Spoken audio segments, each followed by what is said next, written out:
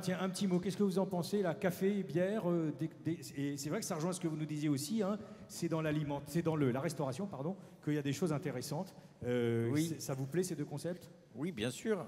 C'est un concept qu'on a toujours suivi régulièrement depuis ses débuts. Moi, ce que je voudrais revenir sur ce que tu disais, c'est que un concept vraiment qui déchire, qui vend des choses extraordinaires. Non, lui, il vend de la bière, sauf qu'il le vend différemment. Et c'est toujours une manière différente de présenter le produit qui fait un nouveau concept, sauf d'inventer un produit que l'homme sur Terre n'aurait pas découvert et qui serait nouveau à consommer. La bière, c'est la boisson la plus ancienne de l'humanité. Voilà, donc, c'est un ouais. petit peu difficile. Ouais. Je pensais d'ailleurs, en l'écoutant, et je ne sais pas pourquoi j'ai fait un parallèle avec ça, mais un truc qui s'appelle Passage du désir et qui vend des objets de sexe. Alors, simplement, c'est véritablement. Alors, c'est une manière de regarder les choses différemment, si je peux m'exprimer ainsi. Oui, vous allez filer la métaphore. Et ce qui est très intéressant, c'est que ce garçon, au lieu de réinventer le sex shop, ce qui a été complètement idiot, c'est-à-dire des vitrines fermées, etc., ce sont des vitrines ouvertes. C'est un assortiment qui est fait aussi bien de lingerie que de lits, etc. Ce sont des vitrines, encore une fois, ouvertes. Et surtout, ce qu'il a réussi dans son histoire, c'est que ce sont les femmes qui rentrent dans ces boutiques-là et qui achètent. Et comme on sait que ce sont les femmes qui font à peu près 80% du chiffre d'affaires du commerce, eh bien, il a gagné. Enfin ça, bon, le sex shop glauque à l'ancienne à Pigalle. Enfin, c'est le plus vieux métier du monde quand même qui a été réinventé, voilà. C'est ce que je voulais dire. Le plus vieux métier du monde, c'est l'autre, mais c'est vrai qu'en Allemagne, ça existait depuis plus longtemps, des sex shops conviviaux, etc. Et puis il y a eu Sonia Rykiel aussi, avec toutes ses expériences, voilà, tout ça avait été pas mal mise en valeur. Mais vous avez raison que ça peut se nicher jusqu'à ce genre de produit, bien évidemment, les nouveaux concepts. Alors, est-ce que vous avez des questions à poser à nos invités? Est-ce qu'il y a des choses qui vous titillent par rapport à leur concept? La bière, le café, les espaces ludo-éducatifs, et puis le magasin atmosphère alimentaire à l'ancienne, mais avec des techniques modernes, bien évidemment. Est-ce que vous avez des questions? Il y a des jeunes filles avec des... Alors, je ne vois pas bien, parce que j'ai de la même façon... Alors, allons-y, et il doit y avoir un micro qui circule. Allez-y, madame.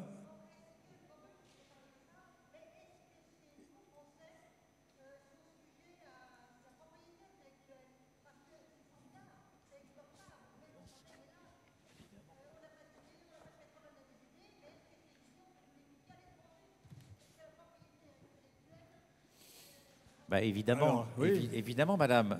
Quand vous inventez un concept tel que celui-ci, l'architecte qui vous le fait procède à un dépôt de propriété intellectuelle, un dépôt de marque, etc. Ça, c'est la première chose à faire. Et notamment si vous l'exploitez en franchise. Parce que sinon, le premier franchisé que vous faites, eh ben, il vous pique l'idée, il s'en va avec. Ben, bien sûr. Ça, c'est élémentaire, je dirais.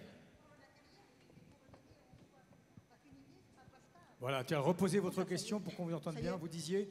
Je dis, non, pour le matériel, c'est d'accord, mais une idée, c'est pas brevetable. C'est l'inquiétude que je posais. Voilà.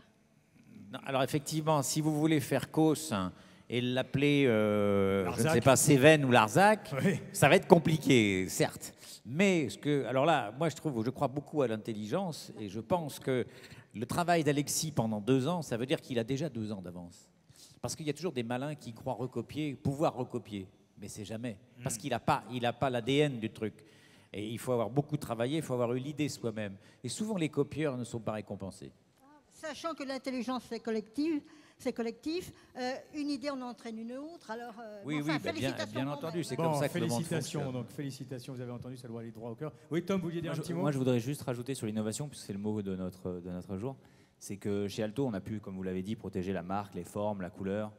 Mais en fait, moi, honnêtement, je rêve qu'on me copie, et ça arrive, mais on me copie avec un café à 1 euro, on me copie autrement. Et c'est parce que c'est pas complètement brevetable et protégé qu'on a un cerveau qui peut pas s'arrêter. Encore plus quand on n'est pas dans un fonds de commerce, c'est pas chez soi. Mais c'est à la fois très fatigant, mais à la fois c'est peut-être aussi ça qui va faire qu'on va inventer tous ensemble la suite. C'est qu'on peut pas tout protéger. Et il y a des Américains qui déposent plus un seul brevet pour se mettre la pression et arrêter les...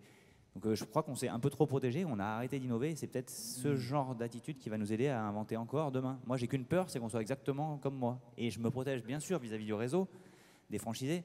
Mais en même temps, si je veux inventer l'ascenseur qui va servir dans les étages, il faut que je me bouge. Donc bon, voilà. J'aime bien me faire copier. Allez, autre question voilà, vous êtes même applaudis. Autre question dans la salle à poser aux uns et aux autres. Est-ce que vous avez des questions à droite? Non, pas de questions? À gauche? Pas de questions. Donc pour revenir sur des concepts, on a l'impression, Alain, effectivement, puis les uns les autres, que ces concepts, ils peuvent, mais ça ne se duplique pas aussi facilement, c'est beaucoup de travail, vous aviez raison, mais c'est vrai qu'il y a beaucoup d'inventivité, beaucoup de choses qui peuvent toujours se créer, crise ou pas crise. D'une façon générale, tous les cas, vous en avez bavé ou pas? Qui veut répondre? Allez, Alexis, vous en avez bavé ou pas? Moi, j'en ai bavé dans l'immobilier. C'est 1 an de négociation. Ouais. C'est un juge des tutelles. J'ai même été à l'enterrement de la mère de mon propriétaire. Ça a été un recours contre le vote de l'Assemblée générale d'une propriétaire d'un studio au 7e étage. Donc ça a été le chemin du combattant. Et pourquoi? Parce que vous étiez perçu comme, je ne sais pas, là, on parlait des mauvaises odeurs du poissonnier avec je ne sais plus qui ce matin. Pareil, vous avez comme intrusif par rapport à une tranquillité, je ne sais pas, quel était le problème? Non, c'est que je pense que l'emplacement était bon et que Picard s'était cassé les dents dessus pour les mêmes histoires et que là où je suis passé, c'est parce que j'ai été peut-être plus tenace et que j'ai attendu plus longtemps. Mais je ne regrette pas et ça tanne le cuir et ça permet d'être prêt pour le futur aussi. Oui, bien sûr. Camille? Je crois que quand on crée sa boîte d'une manière générale et qu'on est un peu innovant, on en bave. Et je pense qu'on n'a pas fini d'en baver. Voilà. Et que c'est pas grave. Alors, Quentin, pour votre part, qu'est-ce que vous avez vu? Parce que, encore une fois, pas facile, politiquement pas très correct, votre histoire. Comment faire en sorte de soulever les montagnes et de vaincre les réticences?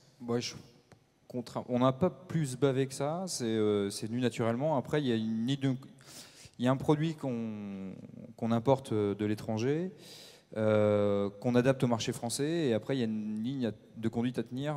On reste dans un pays avec ses règles et ses contraintes, il faut faire avec, quoi. Il faut faire avec. Bon, eh ben, merci donc à tous les quatre. Je vous propose que nous les applaudissions à nouveau. Donc, Quentin et ses bières, Camille et ses jeux ludo-éducatifs. Restez avec nous. Alexis donc et ses produits, et puis vous donc Tom et vos cafés.